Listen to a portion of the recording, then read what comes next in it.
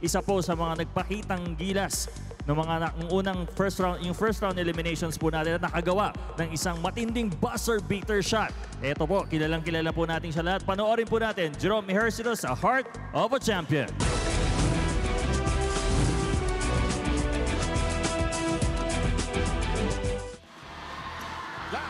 Tinagol. At may chance to. Ito, Tres, pag pumasok panalo. POC wins! POC wins! Sa public service din ng lahi po natin. So, yun talaga. Gusto rin natin makatulong, makapagpasaya.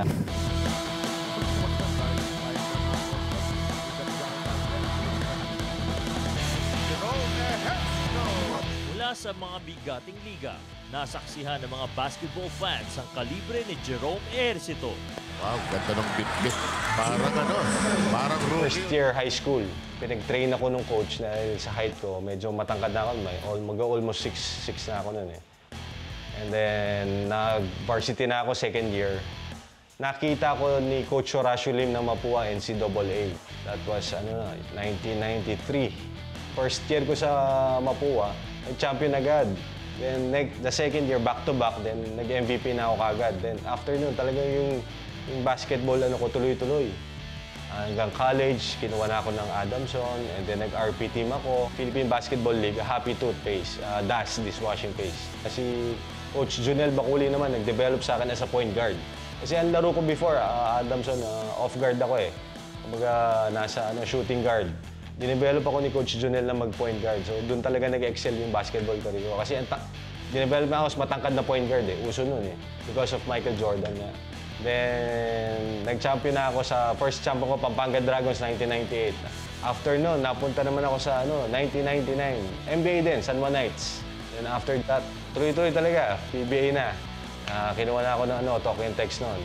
That was 2000. 3 years ako, naglaro ako ng Santa Lucia, 2 conference. Then after that, Air 21 naman. 2 years din ako sa Air 21. Then after Air 21, nag-Red Bull na ako. Doon ako nakatikim ng champion sa Red Bull kay Coach Yeng Giao. That's 2009. That's my last team sa PBA. Ngayon naglalaro na siya sa UNTV Cup matapos ang ilang taong pagre-retiro mula sa professional basketball. Muli nating nasaksihan ang kanyang galing playing for the name of public service. Tinawagan ako ni Coach Kenneth din. Sabi ko, alam bang yan, liga na pare maganda to. May beneficiary tayo rito. Pag nag-champion tayo, may matutulungan tayo ng mga tao. Akala ko nung una yung UNTV hindi ganun ka-competitive, pero iba. Medyo competitive din pala. Kaya sabi ko yung mga natutulog na mga muscle natin na ubuhay. Kuya Daniel Rason, congratulations po. Napakaganda po na itong UNTV Cup. Marami po kayo natutulungan na tao. At sana po, tuloy-tuloy po ito. Eyes wide open, 100% focus.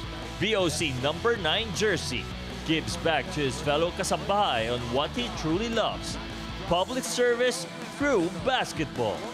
Jerome Ejercito, sa paglipas ng panahon, still in his soul, the heart of a champion. Ito, Tres, pag pumasok panalo. POC wins!